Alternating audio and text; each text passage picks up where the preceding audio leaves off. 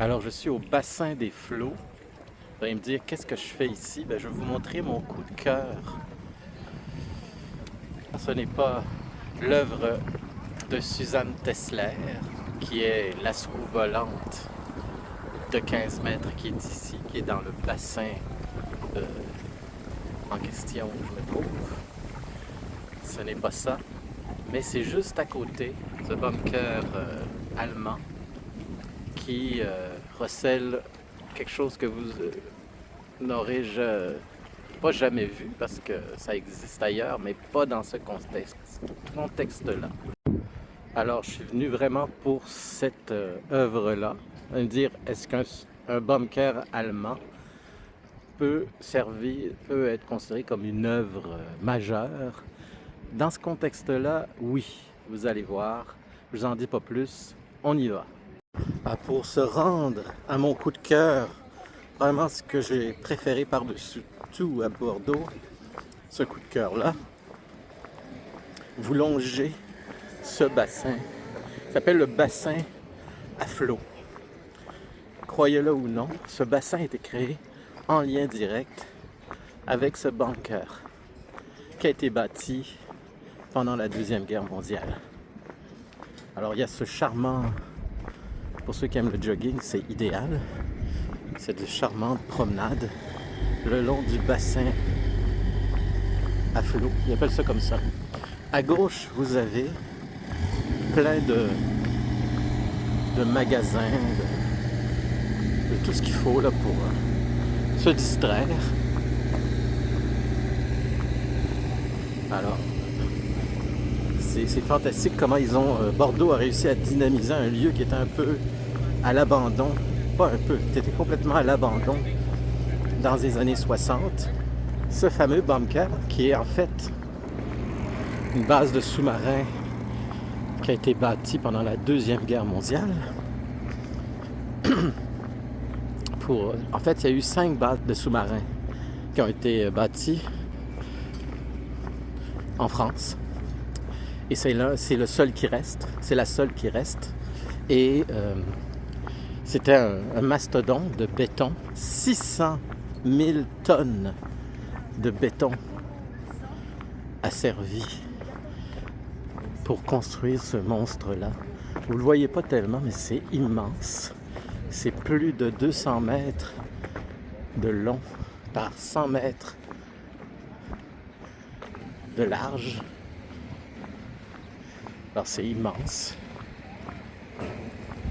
Et justement, cette péniche que je vois passer là, qui est juste là, ils servent des très bons repas. C'est des formules bistrot. Alors ça, si vous avez la chance de venir manger ici, ça s'appelle le bistrot Régent. Je ne sais pas ce qui était, mais je l'ai trouvé. Une place à venir manger. Un bon resto. Pas cher, c'est 16 € le midi. Je reviens à ma base sous-marine. Il y en a eu 5. Celle-ci, elle servait à protéger le côté, ce qu'on appelle le côté atlantique pour l'Allemagne. Et c'était pour les sous-marins allemands, évidemment, et les sous-marins italiens. Il ne faut pas les oublier, les Italiens qui étaient associés avec Mussolini, avec les Allemands. Donc, 600 000 tonnes de béton. Alors, de 1940 à 1942, c'est le temps que ça a pris, avec 6500 prisonniers. Et c'est énorme. J'avais dit 200 mètres, mais c'est 300 mètres par 150 mètres de large par 22 mètres de hauteur. Sur le toit en fait, c'est une couche de béton de 9 mètres qui protège les sous-marins, les fameux sous-marins allemands et italiens. Et c'était pour quelle flottille? C'était pour la 22e flottille de la Kriegsmarine allemande qui se réfugiaient là. Et il n'y a jamais eu de problème. Les Alliés qui ont bombardé comme ça se peut pas, n'ont jamais réussi à égratigner ce travail pharaonique, c'est le cas de le dire, ce travail titanesque réalisé par 6500 prisonniers. C'était des prisonniers majoritairement de la guerre d'Espagne, des Espagnols qui ont construit ça. Pourquoi? Ils avaient sous la main sûrement. Ils ont dû travailler comme ça se peut pas. Donc, il y a 11 alvéoles sur le devant, on va bien les voir dans quelques instants, qui permettaient aux sous-marins de rentrer dans ces bases. Cette base. Mais ce qui fait l'intérêt de ce lieu, c'est pas ce travail colossal que ça a pris pour faire ça, parce que c'est horrible.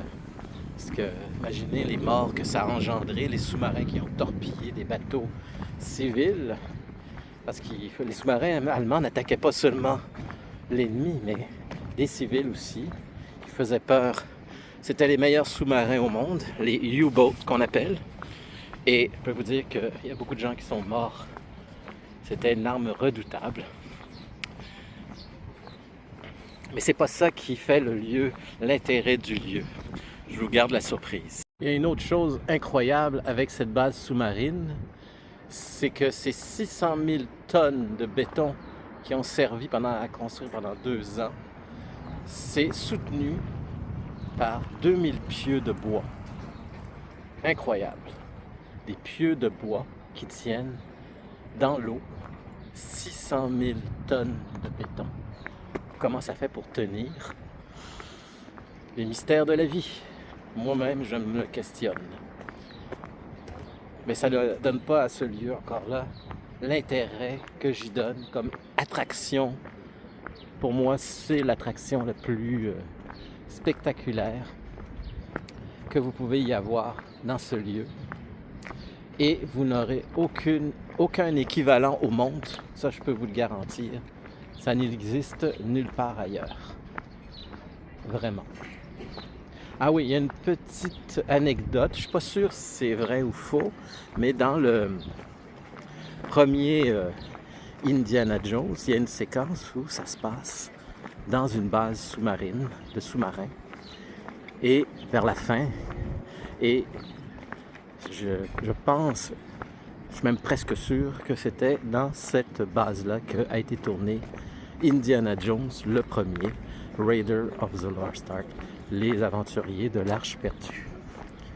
Alors ça me touche d'autant plus que j'avais vu ce film à la sortie à l'époque. J'avais tellement été impressionné. Quand j'ai vu ça, à l'époque, il n'y avait aucun film comparable à ça. C'était basé sur un film de série B.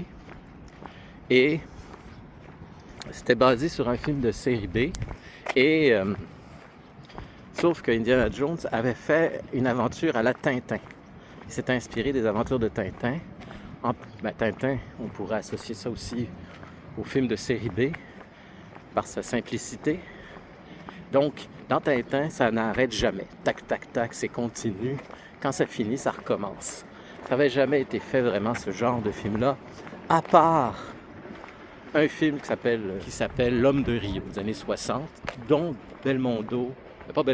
Spielberg s'est inspiré, notamment la scène de la roche au début, ça a été pris dans ce film-là. Donc, dans le film de Belmondo, L'Homme de Rio, vous avez la même chose, mais avec les technologies des années 60 et les limites, parce que le cinéma français n'était pas l'industrie hollywoodienne qu'on connaît, surtout dans l'époque de Indiana Jones. Alors moi, j'avais vu Indiana Jones et j'ai tellement aimé ça avec un copain, on s'est dit, on y retourne demain. Et le lendemain, on est revenu voir ça. Le temps de décanter une journée. Et le lendemain, on est revenu le voir. C'est rare pense que ça est arrivé une seule fois où j'ai revu un film 2 fois, le lendemain, le surlendemain. Ah, il y a un film que je peux vous conseiller, il s'appelle La guerre de Gaulle. Ça, c'est le genre de film que je pourrais voir une deuxième fois sans difficulté. C'est mémorable, l'histoire de Charles de Gaulle, comment il a pu battre les Allemands. Il ne faut pas dire le mot en haine, vous le savez, à cause des restrictions langagières de Google. Mais il a battu ces salauds. Comment il a fait? Il faut voir le film. C'est incroyable. C'est presque du Indiana Jones, mais dans la réalité.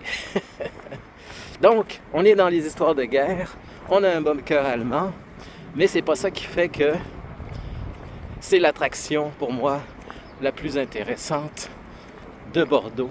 On y arrive, je marche tranquillement et je vais vous dire exactement ce qu'il y en est.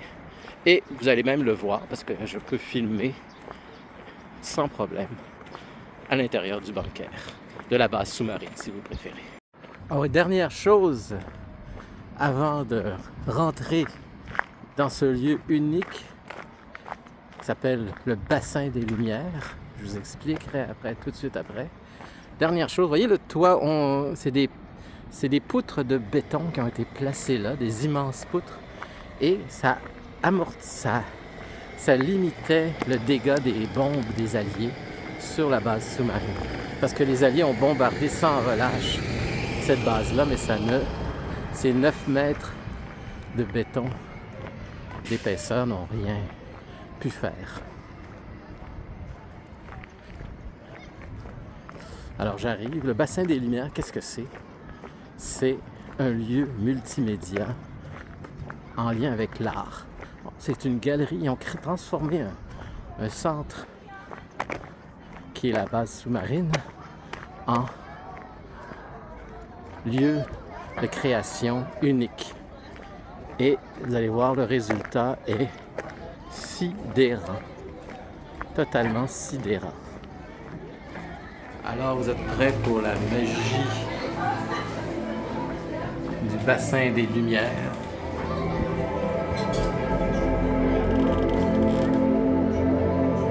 Alors c'est 95 projecteurs multimédia qui projettent ici. Ça varie là, avec toutes sortes de choses, toutes sortes d'artistes. Ici c'est Matisse, on est dans Matisse. Et après on va avoir Frida Kahlo, pas Carlo, mais Kahlo. Et nous marchons dans cette base qui est immense. Ce qui est intéressant, c'est que l'endroit où ils mettent les sous-marins, vous voyez ici, je montre mon doigt là, ça c'est la base, un des 11 alvéoles de sous-marins qu'ils plaçaient. Il y a 12 000 mètres carrés de surface d'eau. Et l'eau est totalement immobile parce que le sous-marin était au repos, donc il ne veut pas bouger. Donc il y a 12 000 mètres d'eau qui reflètent les 95. Vous voyez ici, on voit la clôture.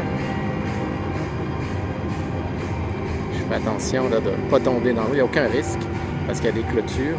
Mais il y a 12 000 mètres de bassin d'eau immobile pour refléter les œuvres proches des 95 projecteurs.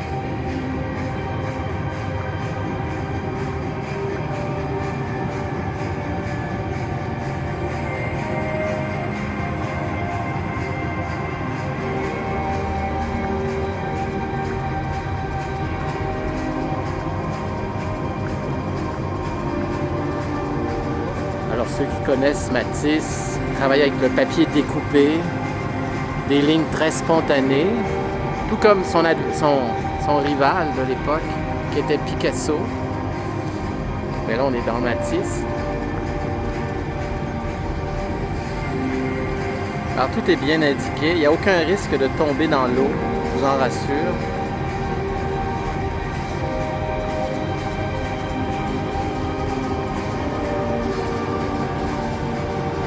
Alors, comment on pouvait avoir un plus beau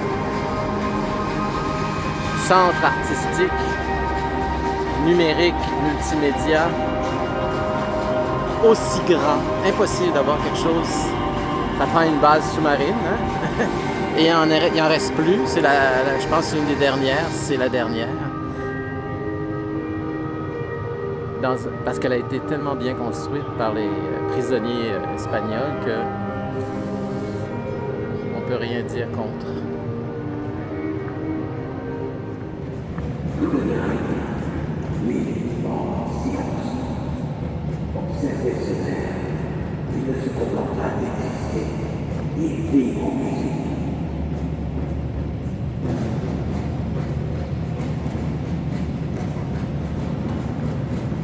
Alors la voix que vous entendez, c'est la voix d'un comédien québécois. Je me souviens plus de son nom, il jouait dans Omerta, je pense. Ceux qui connaissent bien les téléromans québécois, mais c'est un Québécois, je reconnais sa voix. C'est drôle de venir voir une des plus belles expositions, à mon avis, du genre. Et que ce soit un Québécois qui fasse la voix. Je pense que c'est Lebeau. Non, c'est pas Lebeau. En tout cas, le nom me revient pas, mais c'est un Québécois. Alors, combien de temps ça prend voir cette exposition? Ben, moi je dirais que c'est... ceux qui présentent l'exposition, ils disent que ça prend 1h30. Et c'est au moins 1h30, c'est vrai. C'est pas 2 heures. Parce qu'il y a 2 expositions, comme je vous dis. Il y a celle de Matisse. On est avec Matisse, la période où il découpait ses œuvres. En fait, il découpait pas ses œuvres, il faisait du papier découpé.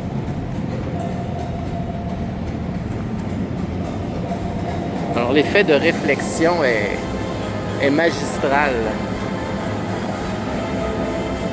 C'est incroyable. Ça, c'est la dernière période de Matisse. Mais je vais vous montrer aussi son début, c'est encore plus spectaculaire. Ce qui a fait que Matisse est connu, c'est les débuts. Alors moi, je suis arrivé vers la fin. Alors, il y a 2 expositions actuellement. Il y a celle de Frida Kahlo et celle de Matisse. Et le samedi, il y a Le Petit Prince. Pour ceux qui aiment Le Petit Prince, peuvent venir voir. Regardez ça, c'est pas beau.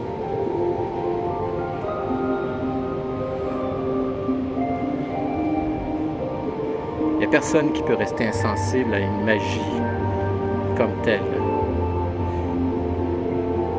À la fois par l'artiste et à la fois par le lieu. Alors, c'est ici Matisse, vers la fin de sa vie. Quand je disais, il faisait du papier découpé. C'est ce qu'on vient de voir, ses œuvres de papier découpé. Et le nom de l'artiste québécois qui parle.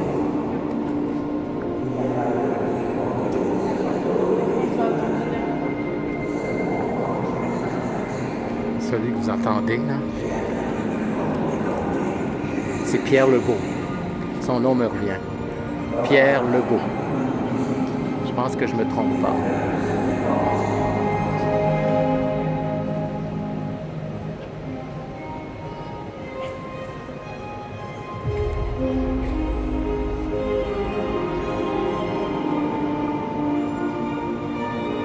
Vous voyez l'artiste ici dans son lit parce qu'il était malade, alors il ne pouvait plus bouger. Il travaillait dans son lit. Un vrai de vrai.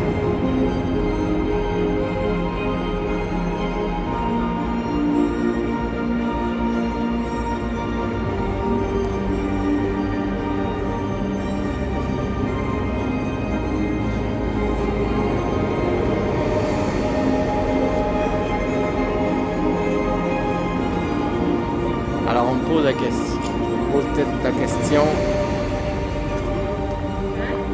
est-ce qu'on est obligé de rester debout pendant toute la représentation? Non. Il y a un lieu pour s'asseoir et j'y arrive.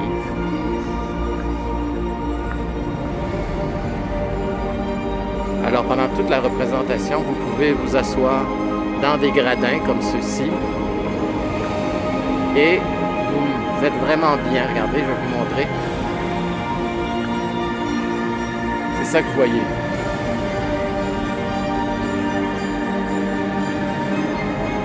Il ne manquait rien. Elle est vraiment bien installée.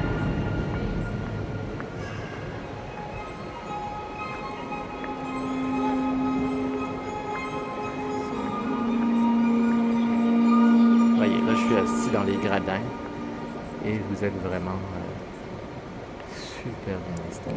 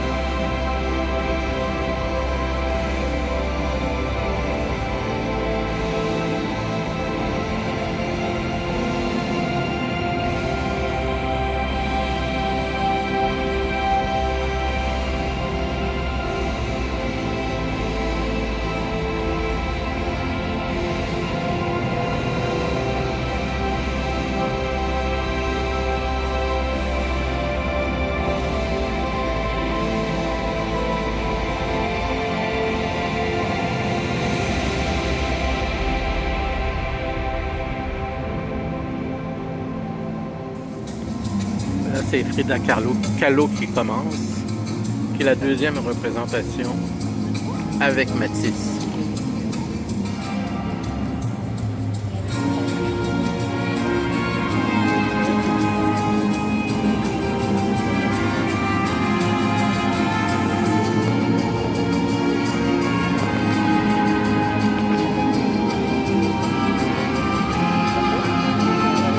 Alors, tout comme Matisse, la couleur est de mise. Alors, Frida Kahlo, avant qu'elle peigne, elle a eu un accident. Un grave accident. Je pense qu'elle s'est fait frapper par une auto. Je ne sais pas exactement. Mais elle a eu un gros accident qui lui a brisé la colonne. Donc, elle ne pouvait plus vivre normalement. Ça a gâché sa vie, évidemment. Et c'est la peinture qui l'a sauvée. Parce que dans son lit d'hôpital, elle a commencé à dessiner, qu'elle s'est mise à peindre. Et c'est ça qui l'a sauvée et qui l'a rendue célèbre. C'est l'accident, en fait. Un malheur a fait qu'elle est devenue quelqu'un d'exceptionnel pour cette Mexicaine célèbre. Probablement, c'est la peintre la plus connue du Mexique. Et c'est à cause d'un accident. C'est incroyable, mais c'est ça.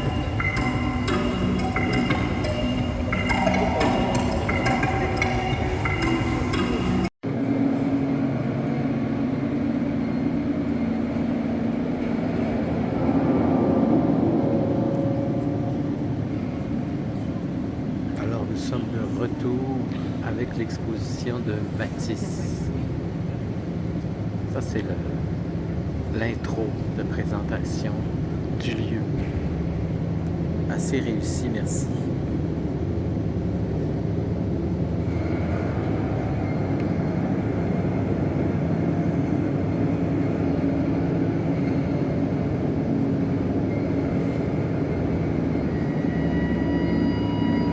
Exactement comme ça se passait dans le temps des Allemands.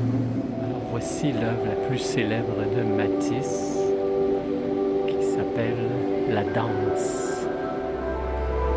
La voici dans toute sa splendeur, en toute sa beauté.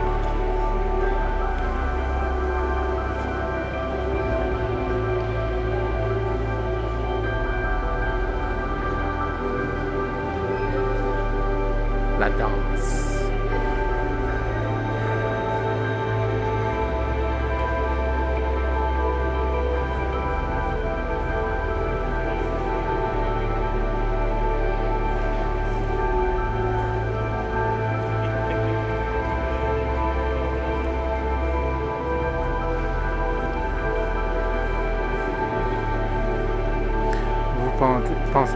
demandez peut-être dans quel mouvement faisait partie Matisse, parce que chaque artiste fait partie d'un mouvement de peintre, de façon générale, pas forcément, mais de façon générale. C'était le fauvisme.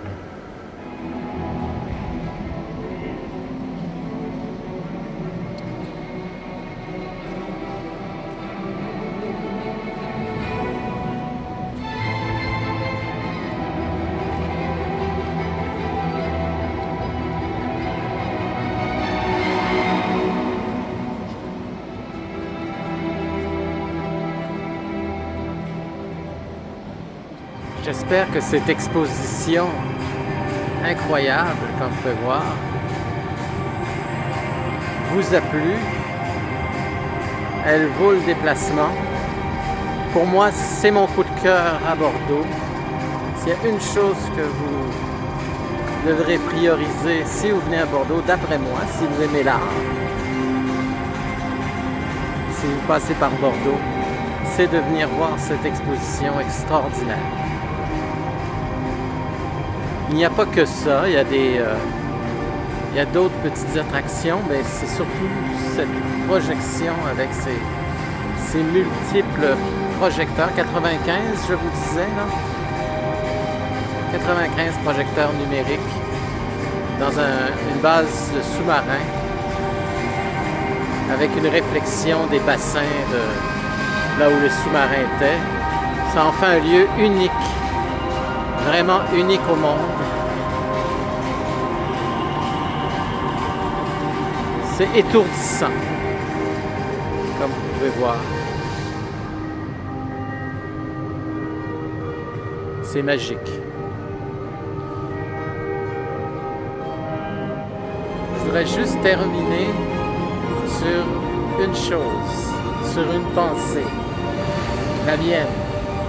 Pour dire que les pires horreurs de la guerre, comme ici, comme en est le symbole, cette base sous-marine qui a servi à tuer tant de personnes, est devenue un lieu de création et d'art, en lien avec la paix et l'amour. Alors, c'est ma pensée. Que des pires horreurs, on peut faire des belles choses. Merci de votre attention et à ma prochaine présentation.